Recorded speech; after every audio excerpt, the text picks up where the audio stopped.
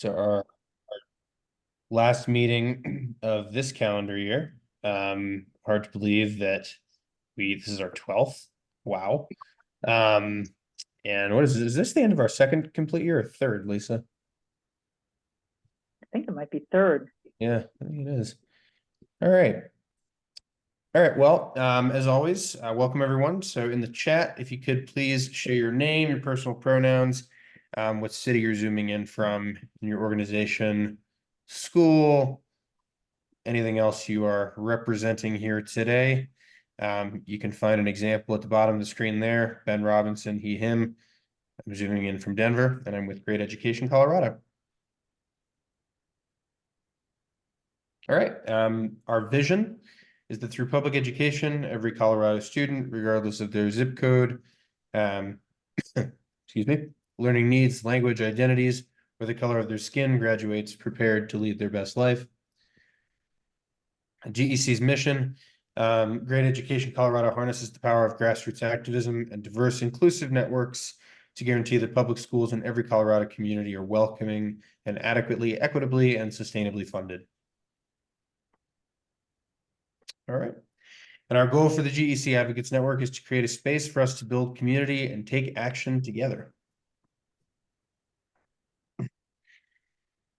Should say January 9th on there. It's probably when I was looking at my calendar earlier. So second Tuesday, we meet the second Tuesday of every month from 4:30 to 5:30 p.m.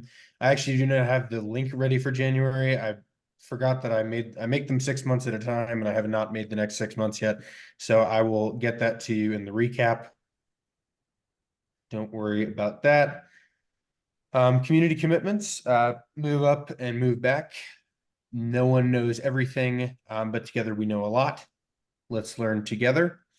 And then presuming positive intent, but acknowledging our impact. Just remember that we are all here for basically the same thing, which is to improve public education for Colorado students and teachers, to secure more funding so we can do that. We may have differing opinions on how to do some of the things we need to do. So if there are disagreements in the course of the meeting, let's just make sure that those are settled quickly and amicably, and that we can move on with our discussion. One last thing, if I'm a little bit slower today or I have to turn off the volume because I'm coughing, I'm getting over COVID, and I'm pretty sort of right now. So I will do my best, but I beg your patience. All right, we are going to go back to sort of our traditional, sort of a variation on our traditional format tonight, which is listen, learn, and lead. And we're going to start off with listening. We're actually going to we have enough people to go into breakout rooms tonight. So I'm going to go ahead and in just a minute, I'm going to set up breakout rooms. But before we do that, I want to give us a little context for what we're going to be discussing. And that is our hopes and maybe some fears for the legislative session coming up. So remember now that we are post-referendum HH failing, right? Because of that, we had a special session. We're going to talk more about that later. But we have an estimated $5.7 billion in surplus over the next 3 years. That's a lot of money, right? So be thinking about that when you're thinking about what you want to do over the coming, or what you want to be done over the coming session, what you want our involvement to be, your involvement to be. And then last and certainly not least here, to sort of lead us into the discussion. The Magellan poll, a new Magellan poll just came out that says or shows 61% of those surveyed say additional funding will result in better education for school. So, I mean, this is just sort of a variation of something we've heard a lot in polling and also by word of mouth and in meetings like this. But it's important because it's not going away, right? Regardless of how hard this stuff is to advocate for, the public sentiment is there. And by that alone, we know it's a worthy cause. So on our next screen here, we have our listen questions. What are your hopes for this legislative session? What do you want the legislature to accomplish? which issues should grade ed work on, and what do you personally as an advocate want to work on? You know, and the subtext there is, well, how can we help you do that? What kinds of things can we set up to make sure that you are maximizing your advocacy in this space? So I'm going to go ahead and set up breakout rooms. I will go ahead. I'll leave this up on the screen for just a couple minutes. If y'all want to look at it, take a picture of it, write it down. I'll also be sending these things through the chat during the breakout rooms. But we're going to go into breakout rooms for about 10 minutes. And then if we're having really rich discussion, I can pop in and out. If we're having really rich, awesome discussion, we can stay in for longer than that. But we're going to come out and discuss these questions as a group and see where we get. So I'm going to go ahead and set up these breakout rooms.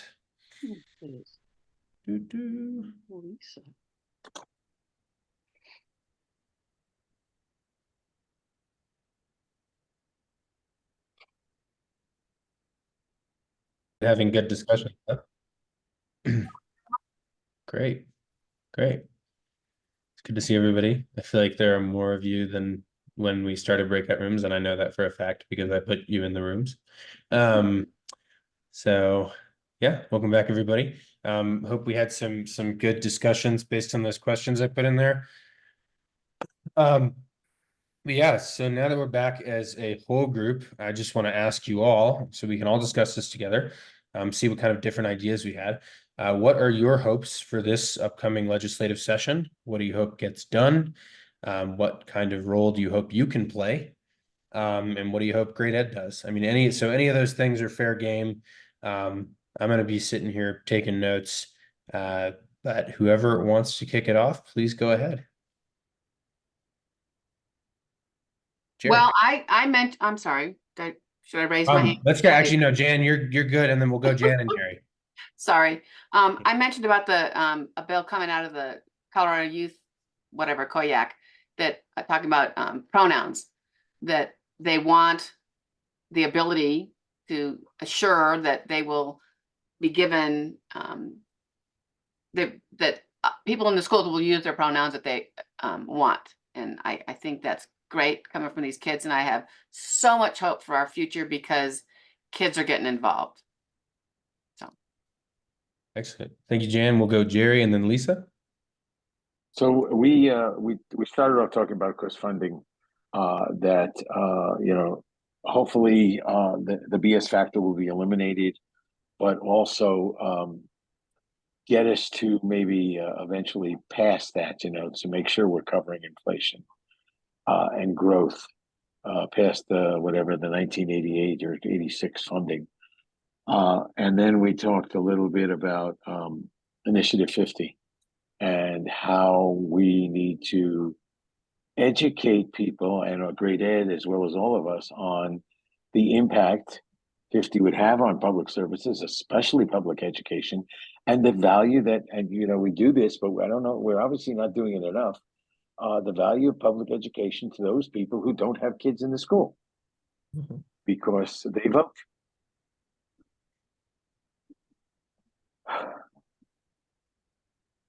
Lisa.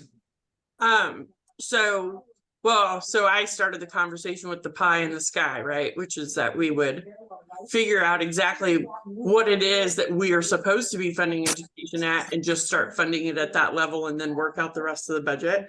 But I think that's not realistic. I see Kathy smiling. She already knows, like, but we kind of shifted to talking about special education funding and the fact that the feds don't fully fund it and the state doesn't fully fund it, and the ramifications it has for the most vulnerable students that we have in public education, which were most adversely affected by COVID, who don't have all the resources that they need, or the resources that are available to them are stretched so thin, right? And these are the kids and the families that can't advocate like the rest of us because they have their hands full. I have a kid on an IEP, so I know, and the school district is always left to dole out money from the general fund to cover special education, or kind of trim the corners of special education, but still go to or still abide by the free and fair education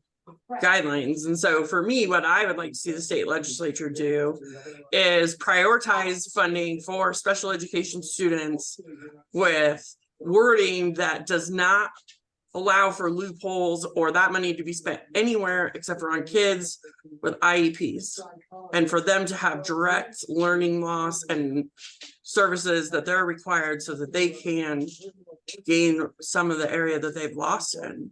So, and I'm willing to do whatever to make that happen. So just say the word and I'm there. So that's a lot of what we talked about. It worked out that we had a finance person. I sit on a budget committee, and we had somebody that is an advocate for kids with IEPs. So it was a really great breakout room for us. Great. Thanks so much, Lisa. And thank you, Representative Kip, for joining us tonight. Let's go to Kathy. One of the things that one of the main things we were talking about is how do you efficiently communicate to the public that if they take care of the budget stabilization factor, we're still at a 2008 level. And so if we can get more funding than that, what would it be used for? So is there an efficient way of doing that? And we were talking about using infographics to do that and get the message across to everybody with perhaps a graph of where that additional funding would get us this year and where should we be? And then what could that gap, how could we visualize that the uses of the additional money in the classroom? What would that look like, in a practical way for people to understand? Great. I think that is an excellent point. Others? This is Jan. I said something about a bill that, man, I don't think I made this up, but I can't find the reference.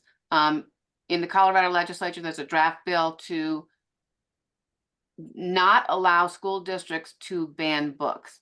It talks about, amendment rights and stuff, and I'm looking for it. I don't know where I have the reference to it, but I'm going to put something in the chat about a federal bill that is being introduced to give up to $100,000 to school districts to fight the cause of any attorney's cause about fighting the banning of books. So I'll put that in the chat. That federal bill was introduced last week. Mm-hmm. It's actually the second one that was introduced. The first one, I don't know when the first one was introduced, but it didn't get anywhere at all. So hopefully that one will. And yeah, I think but people are thinking about it, because it's an issue. We have a local control in the state, and it would kind of carve out a little bit of that we can't do that in our school districts. Mm-hmm. So mm-hmm. Things are in the works here in Colorado. So I know that there was a draft bill that I saw somewhere, but I can't put my hand on it. Maybe Ms. Kip has something to say about that. I don't know. Does she know anything? Yeah, I think I've heard that somebody's doing a book banning bill this year to not ban books. Yeah, a bill to not ban Sorry, books. I said that wrong. They No. don't want to ban the books. They want to keep people from banning books. But Yeah. I think I have heard somebody's running that. I don't remember who or where. Yeah, I'll keep looking. If I find it, I'll put it in the chat. Is a bill to ban people from banning books. Banning. We'll go back to Lisa. Well, this wasn't what I raised my hand for, but don't laugh. I live in Wellington, Colorado, which is almost Wyoming. And we had a book banning thing in our town. It was for the public library, not the school, right? Because I live in Poudre School District. But we have one Democrat on our entire town council, and we passed an ordinance banning book bans, like with Republicans and everything. So it is certainly a possibility. People do not want you to tell them what their kids can and cannot read. I mean, I would love to see something like that. We need to be more proactive in fighting against some of this extreme right Moms for Liberty crap, excuse my language, but that's kind of what it is. But the other thing I would offer is, I know in the past, even pre-HH, we've had measures on the ballot for education funding. And so if something along those lines were to come along again, what I would like to see from the legislature, and I'm happy to share my thoughts on it, is not only wording in the ballot that ensures that the money will be spent year over year towards education, because that's some of the concern I've heard and some confusion with HH this last time and a previous ballot measure, but also that we're messaging on the value of why we need this money for education rather than the policy. I think if we have a value-based message, we're going to connect with a lot more people. And the best example I can give, even though it's passed, is like, instead of the policy of free school lunch for all kids, if the value is that kids can't learn if they're hungry, that's something that people across party lines can connect on. And I think that would be helpful in really generating maybe some momentum behind. We really need to start looking at passing some things to fund education, because we're, like $10 billion behind or something like that. So that's all. Lisa Weil and then Kathy. Just building off of that, and I really appreciate those comments, Lisa. I would love to ask this group, and I'm really happy to have Representative Kipp here to inform, but we really are in this difficult situation where the legislature has virtually nothing, very little money to do beyond getting rid of the BS factor for education, very little money under the Tabor cap to do things in all parts of government. And it leaves us in a place where, demanding that they use the surplus for students is either, are we asking for a ballot measure? And if we had a ballot measure, is there going to be funding, since we've seen what's happened to the last two fiscal ballot measures, Prop CC and Prop HH, where there wasn't enough funding to get it over the line.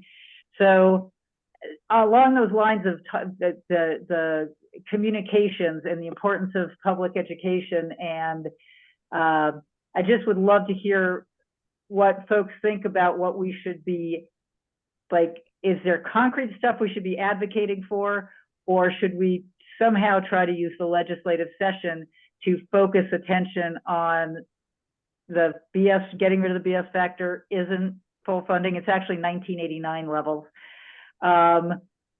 So would love to hear from folks who have been, who are new to this and who have been around the block and with this legislature numerous times.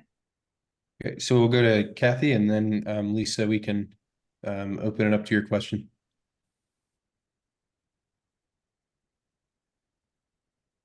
I just want to let people know that tomorrow is the Colorado Board of Education's December meeting. And if you go to the website and look at the agenda and scroll down the agenda, you'll see where I think it's a legislative liaison is going to be presenting a PowerPoint presentation, and they have that PowerPoint posted.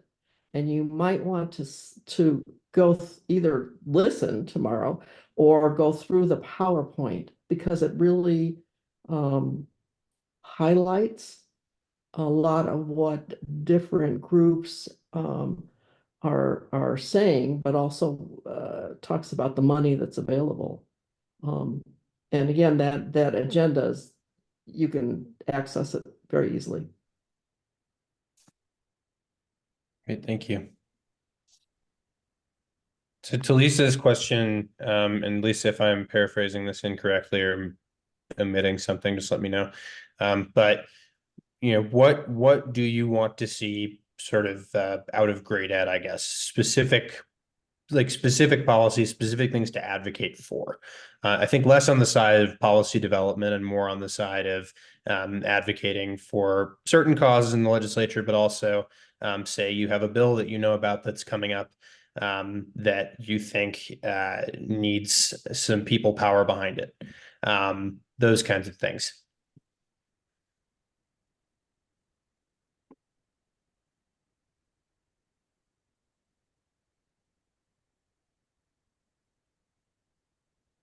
Representative Kip, can I put you on the spot and just say what, from your perspective, knowing what you do about the budget and what the session is going to look like, do you have thoughts about what education advocates, especially education funding advocates, should do? Wow, I mean, it's just a really big issue. I mean, so I know the Colorado Department of Education has a few asks, but really, I mean, I think the big thing we're going to get done this year is buying down the negative factor or BS factor, right? So that means that we're going to be back to where we were, where we should have been according to Amendment 23. I think one of the bigger things is frankly what Great Education Lisa advocated for last year and got it into the School Finance Act was the adequacy studies, which has your group voted on those to move those forward now? Yeah, so basically, Great Education, Lisa advocated really strongly to help get adequacy studies into the State Finance Act last year, which basically says we want to study what does it actually cost to educate kids in Colorado, right? A given kid in a given district, we have all different factors, but what does it cost? And we said 2 studies because we didn't want to get mired down in the, are we doing a liberal study or a conservative study? Let's just find out, from both perspectives, and then we can bring those numbers together.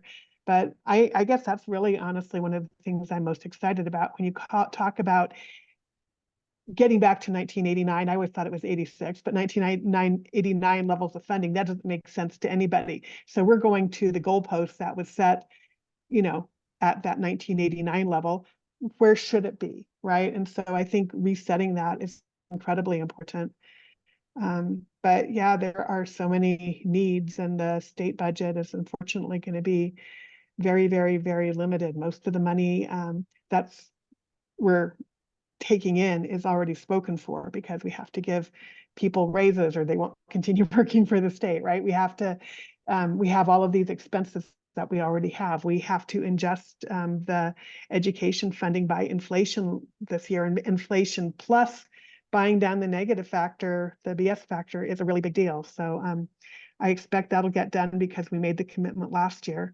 But yeah, I think honestly, last year, the JBC was really good about hanging together and hanging tough on figuring out what of the governor's priorities to maybe not move forward with quite as much in order to leave room in the budget for more of the things that the legislature thought were important, because there's always that push and pull between the legislature and the governor's office.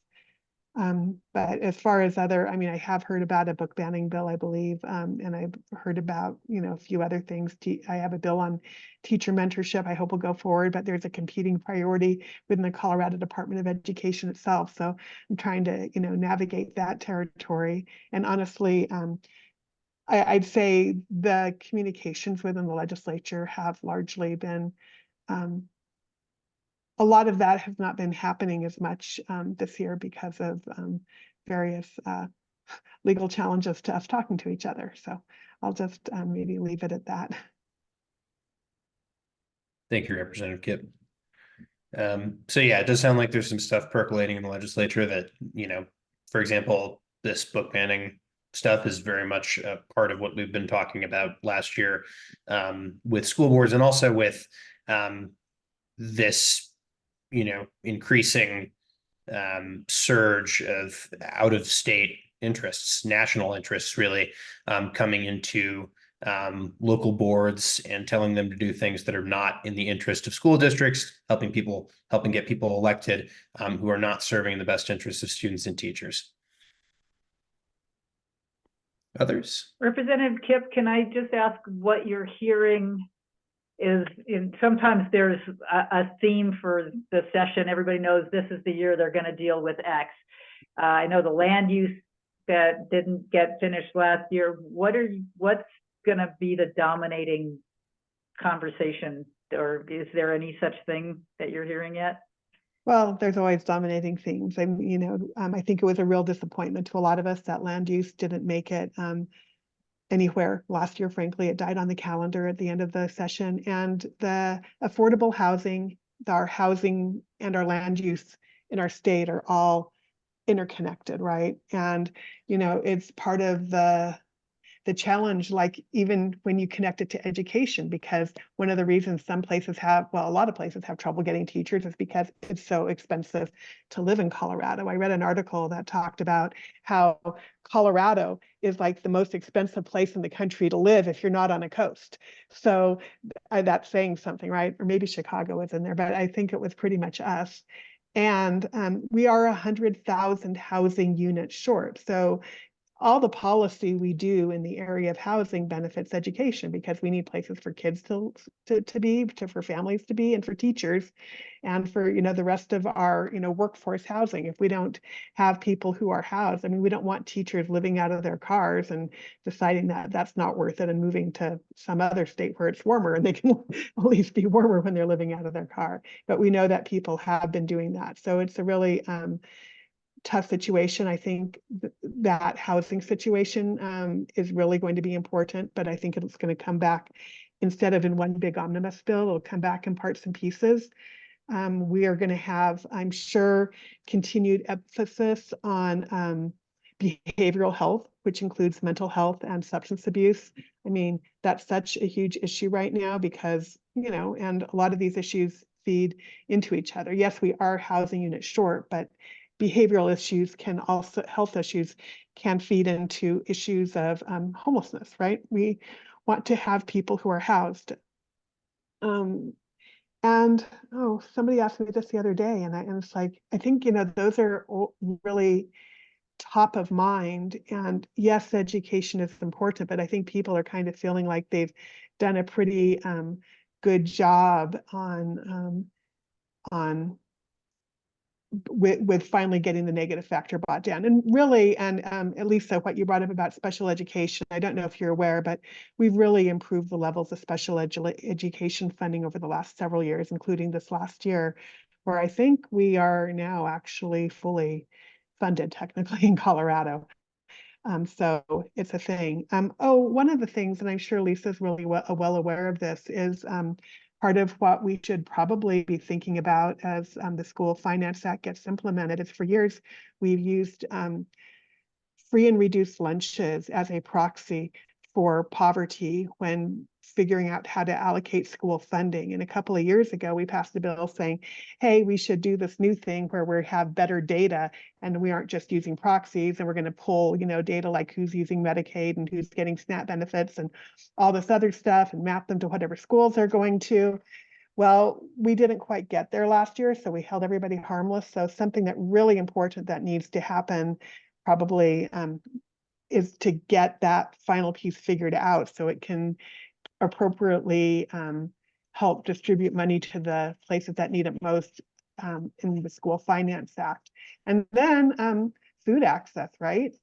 So the need for food for people is through the roof. And if the federal government is saying you have to use the free lunch as a proxy, we need to make sure that as a state, we're able to use our new factors as a proxy, because once we give everybody free lunch and there's not an incentive to fill out the forms, are people gonna, you know, what happens to the funding for the state? So anyway, I don't know if that is helpful at all, but those are some of the things I see. Sorry to ramble a little. You're totally good.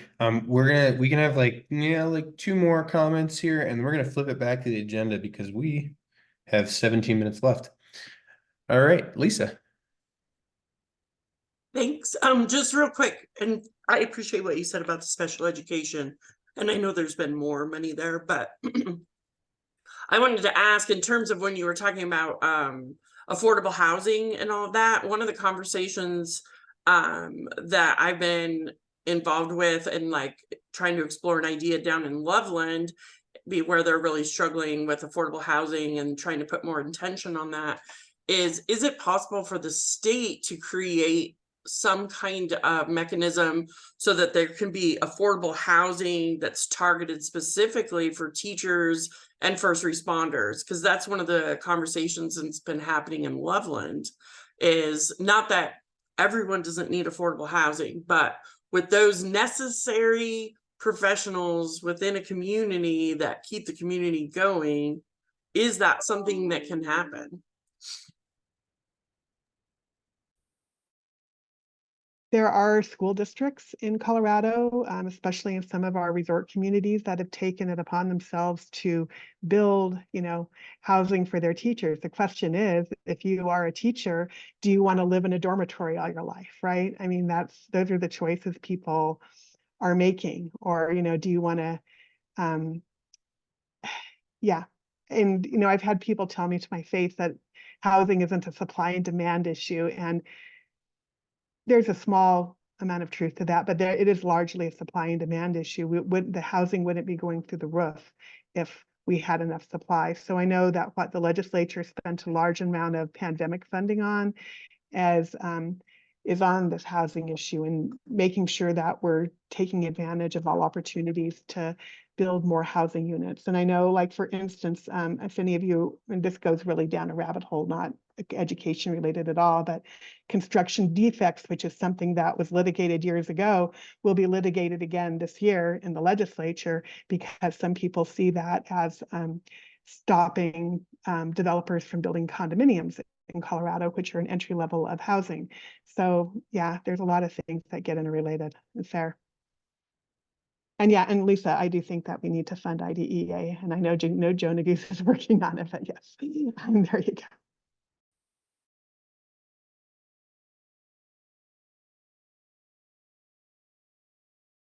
go. Time for one more comment here.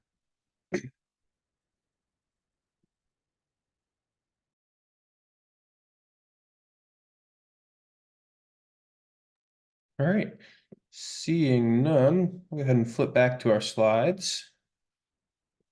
And let's see. Oh, looks like special legislative session recap.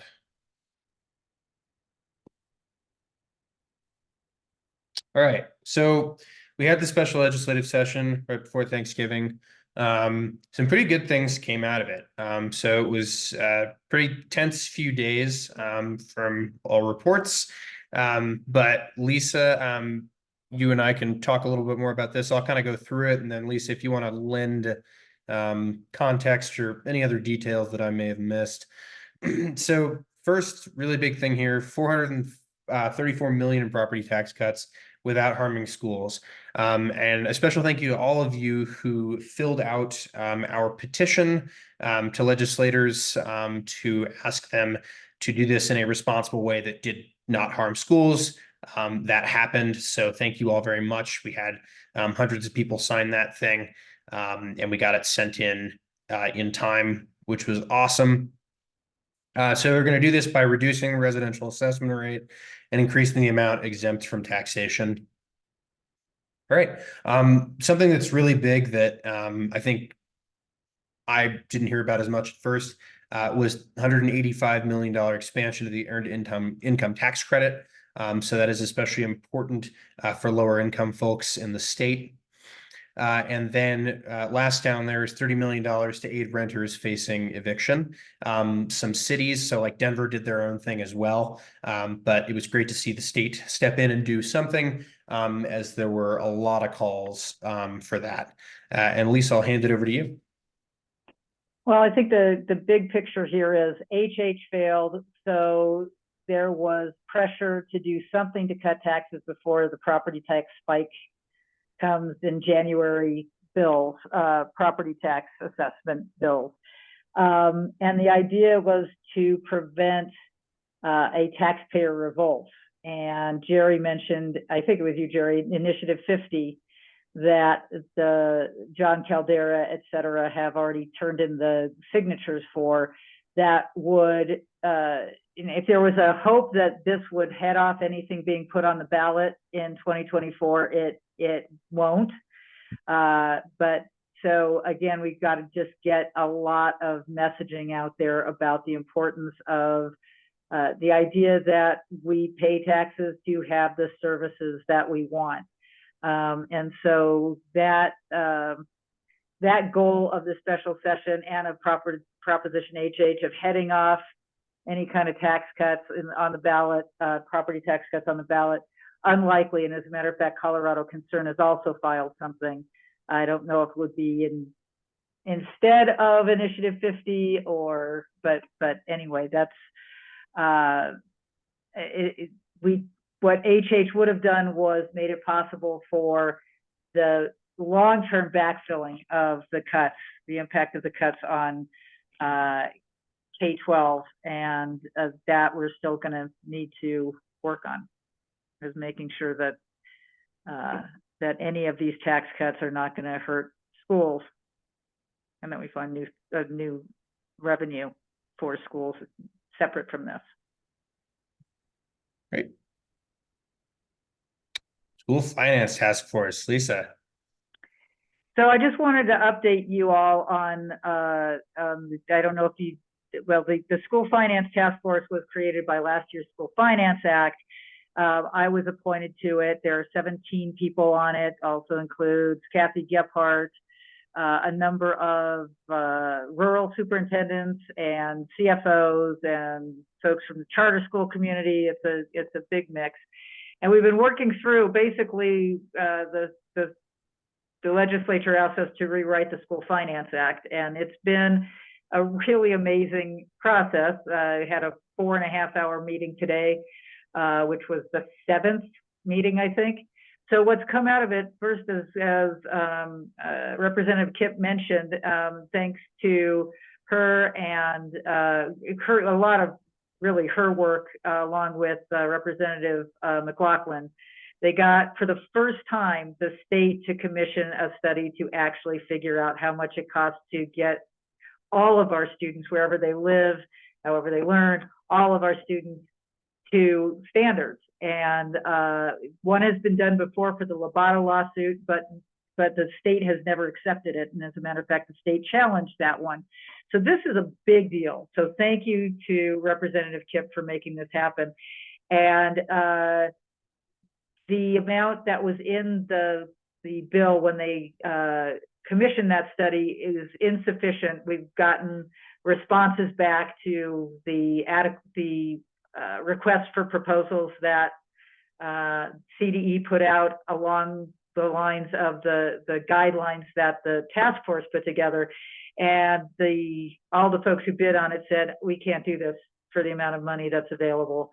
And they also said how much it would cost. And so we'll be working on getting a supplemental appropriation, which is really exciting because it means not only will we do an adequacy study, we'll do one that actually is actionable Colorado-based information. All of our meetings are public, and so everything I'm going to tell you right now is what we discussed this morning. We will be calling for an increase in funding. We will be recommending that there's an increase in ELL and at-risk factors. There's some tension about how much. We will be recommending that Tier A and B special education should be put into the formula instead of just being inside the categoricals.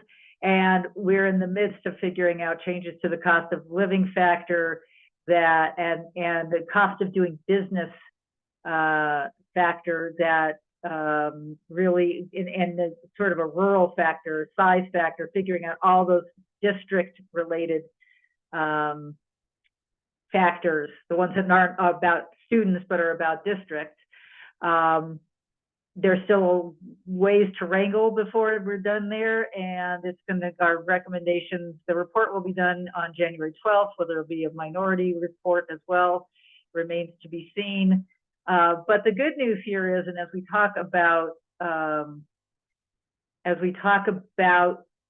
that communication strategy of how to talk about the importance of public education and that investing more will help our students, is that this report, we didn't say we're trying to spend this much money. We've been working on these different scenarios and saying, okay, run them, how much does it cost? And it's between $1 billion and $3 billion so far.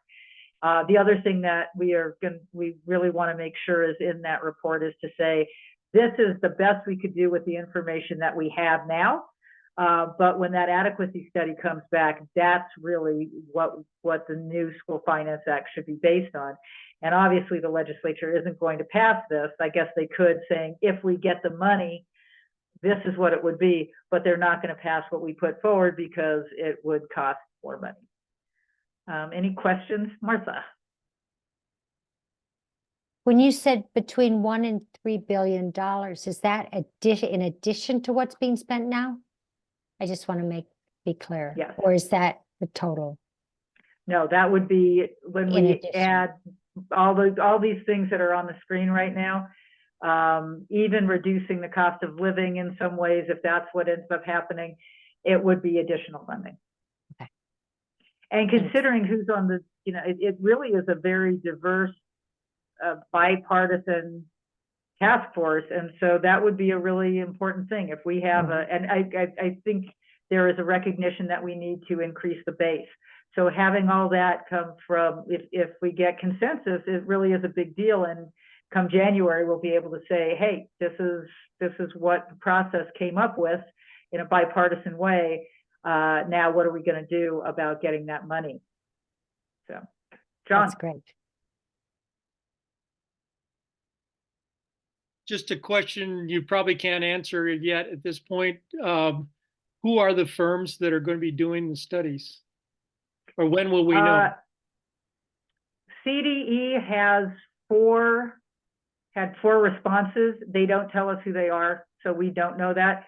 I think what really has to happen now is to wait until we know if there is a supplemental or not, and how much that's going to be. So that'll be probably mid-January before we would know that.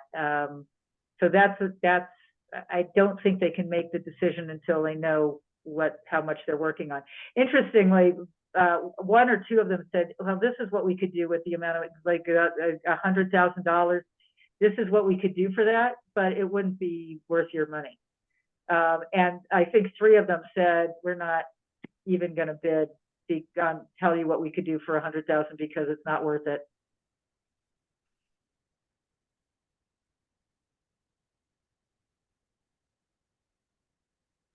All right. Any other questions on school finance task force before we finish things up here? Great. Thank you very much, Lisa. And thank you all for your questions. All right. 2024 legislative session, what to expect? Yay, time to speculate, but not really. We're being educated about this. All right. So housing will be a focus. We have heard that already. If you look up legislative preview, Colorado 2024 legislative preview, it is front and center in all of the articles. We know that a lot of people are going to be pushing for this full funding narrative. So what that means is we have bought down the BS factor and therefore we are fully funded. Surplus of Palooza, I'll let Lisa touch on that in a minute because that is her coinage and I don't want to mess it up. And then how do we keep P12 public school funding front and center? That's the other big question. When we don't have a lot of money to play with, as far as, putting money into public education. And then there's this narrative that we just touched on, that schools are quote unquote fully funded. So Lisa, you want to explain a little bit more about what that surplus of Palooza is? It's just a question of what's going to happen to the surplus, since it can't be done. Nothing can be done with it other than, well, we can't change the limit without the voters. And so the only way that those dollars can be either they'll be given out equally this year, but that question of how does the surplus get returned is still an open question for the long term. But the other way that you can get rid of the surplus is by cutting taxes. And the governor has indicated that he would be willing to see a cut in the income tax in order to get rid of the surplus.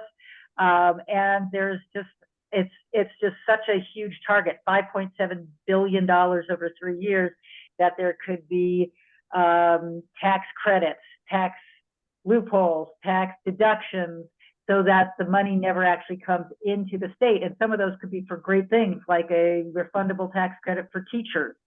But there's this question of, when we raise this money and we've got it in the state, when do we spend it on on institutions like our public schools, and you know, there's also a fight for making sure that it's given back equitably. And that is a really cumbersome conversation, as I've said, because the surplus, the only way to keep the surplus for schools is with a referred measure. And I don't think we're ready to, I don't see the funding to be successful at the ballot for that. So the question is, though, do we try to stop that reduction of the surplus? Certainly, if it's just a flat income tax that's inequitable, I think we would oppose that, but it's just, that's what we're expecting, possibly. Great. Thank you, Lisa. And I want to be conscious of time here. We probably have like 30 seconds left on our formal agenda, and we have a couple more slides. So I'm going to skip over that well, we're going to go to Jerry for now, just because I want to get anybody else in who needs to or wants to ask a question before we go. So, Jerry. Is there any thought about the legislature working to not allow school districts to outsource education jobs? Because some districts, I'm thinking my old district, Aurora, is outsourcing subs, outsourcing bus drivers. They don't go through background checks. They don't have to pay into para. And it's putting our kids at risk. I think that's a great question. And Jerry, if anybody knows the answer to that, please put it in the chat and let us know if you know of anything, if CEA is proposing anything. Please make sure that we can get that out to our network. And Representative Kipp is happy to talk with you about that. Thanks, Jerry. Cool. Yeah, so we are at time. So we can stick on, if anybody wants to stick on for a few more minutes and talk, that's great. We do just really quick, we have our Every Student Welcome Network, which you have mentioned in the last couple meetings. We sent out our inaugural newsletter. Many of you, I think, received that. And if you haven't already, go ahead and scan that QR code on the screen so you can sign our pledge. But this is an ongoing project, obviously. I think we can include more about it in the follow-up, but I know we're at time here. So make sure you sign up for that. We will be giving regular updates. And ESWN really, I think, is going to be our big catalyst for change moving forward. Our network of networks, sort of as we've talked about here.